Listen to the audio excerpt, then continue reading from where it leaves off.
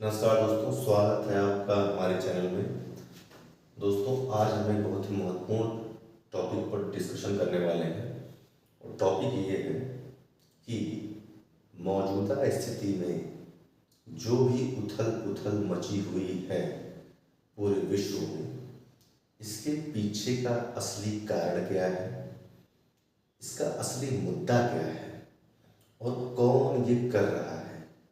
क्या ये सारी घटनाएं सिर्फ इत्तेफाक हैं या एक सुनियोजित साजिश के तहत काम किया जा रहा है। अब इससे पहले कि मैं आगे बढ़ूं, मैं आपको ये समझा देना चाहता हूं कि हम लोग वास्तव में किस मुद्दे पर चर्चा कर रहे हैं। अब मुद्दा क्या है? इस समय सबसे महत्वपूर्ण मुद्दा जो वो बना हुआ है वो तेल और गैस। तेल और गैस ये ऊर्जा के बहुत बड़े स्रोत हैं और भारत 80% अपनी ऊर्जा जरूरतों के लिए आयात पर निर्भर है। मतलब भारत की निर्भरता है वो अपनी वैश्विक ऊर्जा जरूरतों के लिए 80% बाहर से मंगाता है। मतलब हम अपनी ऊर्जा का उत्पादन उस स्तर पर नहीं कर रहे हैं कि हम आत्मनिर्भर हो सकें। इसीलिए इस समय मध्य एशिया में जो भी संकट है उसका बहुत बड़ा प्रभाव, या कहें कि सबसे ज़्यादा प्रभाव भारत पर पड़ा है। इसकी वजह क्या है कि चाइना जो है उसकी ऊर्जा जरूरतें भी बहुत ज़्यादा है, हमसे भी ज़्यादा है, लेकिन वो अपनी सारी ज़रूरतों को इलेक्ट्रिक के माध्यम से पूरा कर रहा है। क्यों? क्योंकि जो चाइना है उसने अपने देश में सब कुछ इलेक्ट्रिक कर दिया है। वहाँ पे जो गाड़ियाँ हैं वो भी बिजली से चल रही हैं, जो रोबोट्स हैं वो भी बिजली से चल रहे हैं और वहाँ की फैक्ट्रियों में रोबोट्स काम कर रहे हैं और रोबोट्स पूरी तरीके से बिजली से काम कर रहे हैं, बैटरी से। चाइना की गाड़ियाँ बिजली से, वर्कर रोबोट्स बिजली से, उनका सारा सिस्टम ही बिजली पर चल रहा है। तो और उससे एक बड़ी बात, चाइना ने बहुत बड़ा भंडार, ऊर्जा का भंडार संग्रहित कर रखा है। वो इतना ज़्यादा है कि वो अपने 1.5 साल तक के लिए से कोई दिक्कत नहीं है। तो चाइना हर मामले में भारत पर बीज साबित हो रहा है। क्यों? क्योंकि वो एक दूरदर्शी देश है। अब भारत की बात करें तो भारत में ये सारी चीज़ें हो रही हैं इलेक्ट्रिक वाली, लेकिन इनकी रफ्तार बहुत ही स्लो है। क्यों? क्योंकि भारत में जो अफसरशाही है, अफसरशाही या आप जिसे लाल फीताशाही कहते हैं, और हमारी जो राजनीतिक स्थिति है, ये सब मिलके हमारे देश को ग्रो नहीं करने दे रहे हैं। हम बहुत ही धीमी रफ्तार से चल रहे हैं। जहाँ चाइना 1948 में आज़ाद हुआ और आज कहाँ खड़ा है विश्व शक्ति बनने के मुहाने पर, और हम 1947 में आज़ाद हुए और हम आज कहाँ खड़े हैं, आप तुलना कर सकते हैं। अब बात करते हैं दूसरा मुद्दा, यूएस की।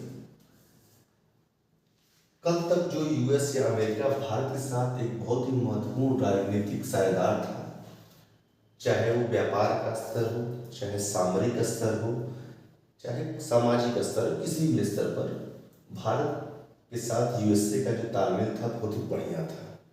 आफ्टर मनमोहन सिंह, जब मनमोहन सिंह ने न्यूक्लियर डील की, सिविल न्यूक्लियर डील, जिससे हम वापस इस विश्व व्यवस्था में आए, उसके बाद सब अच्छा चल रहा था। प्रधानमंत्री मोदी का पहला कार्यकाल भी ट्रंप के साथ अच्छा था, बाइडेन के साथ भी ठीक था, लेकिन एकाएक कुछ ऐसा हुआ कि ट्रंप का जो दूसरा कार्यकाल था, सेकंड टर्म जो चल रहा है, वो कुछ अजीबोगरीब हो गया। ट्रंप ने आते ही वैश्विक व्यवस्था को अस्थिर तो किया, लेकिन सबसे ज़्यादा जो अस्थिरता पैदा किया गया वो भारत में। इन्होंने पहले तो 25% आयात शुल्क लगाया है, फिर 25% रशिया से तेल इंपोर्ट करने के आधार पर लगा दिया, टोटल कर दिया 50%। उसके बाद धमकी देते रहे कि हम इसको बढ़ाकर 100% करते रहेंगे।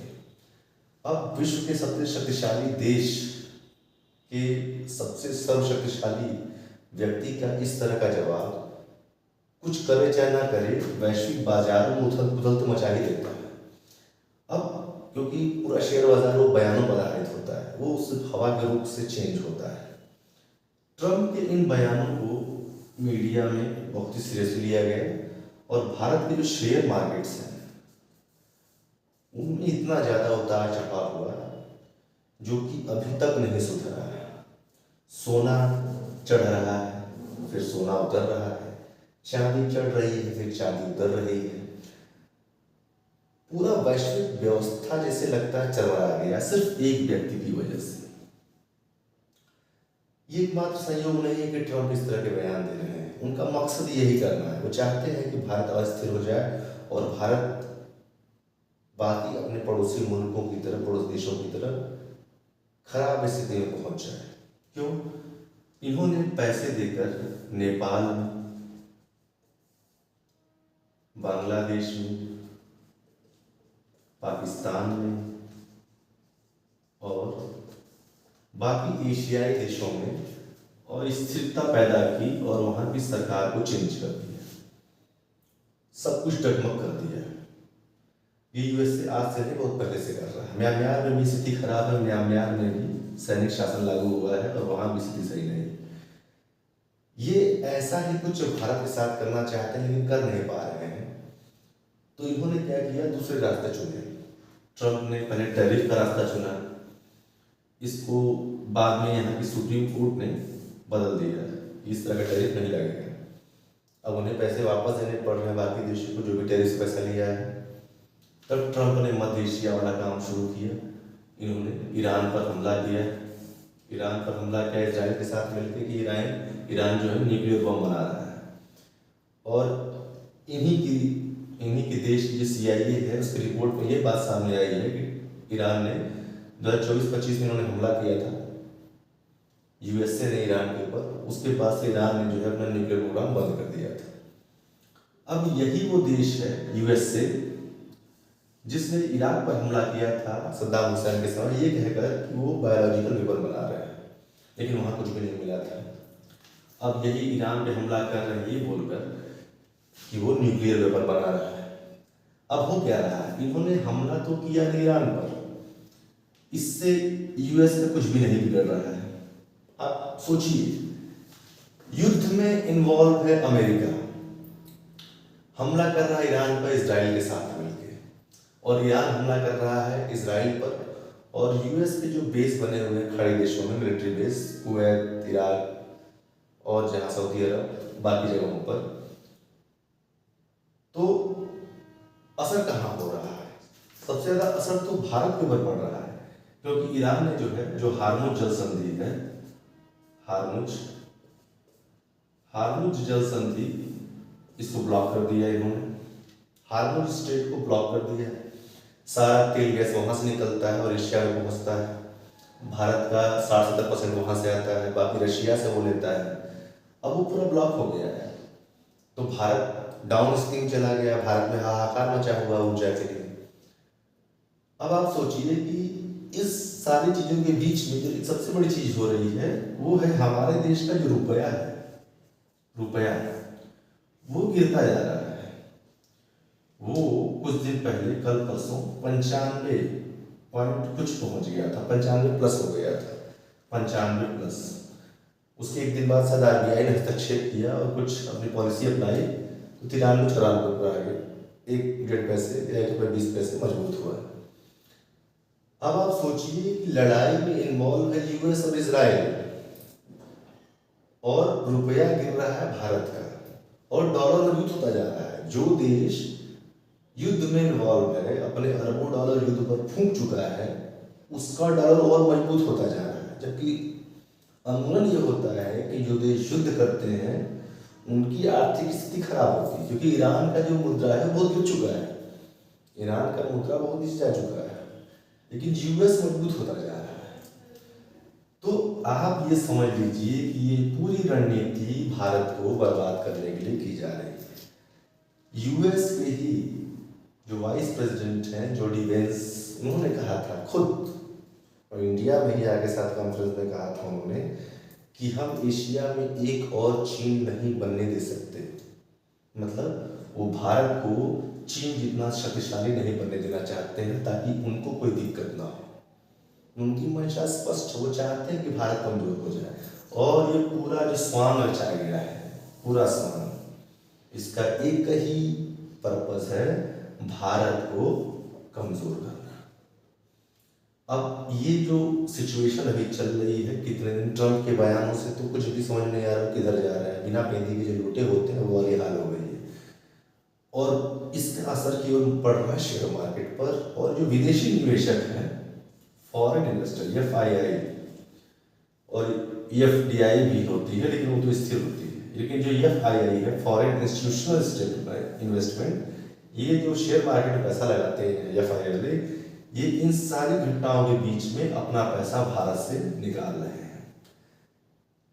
इनके पैसे निकालने की वजह से विदेशी निवेशकों के द्वारा जो शेयर बाजार से पैसे निकाले जा रहे हैं, मतलब रुपए को बेचा जा रहा है मार्केट में और डॉलर को खरीदा जा रहा है। तो जाहिर सी बात है, रुपया जो है मार्केट में बहुत ज़्यादा आ चुका है। जो चीज़ मार्केट में ज़्यादा आ जाती है, ज़रूरत से ज़्यादा, उसकी वैल्यू डाउन हो जाती है।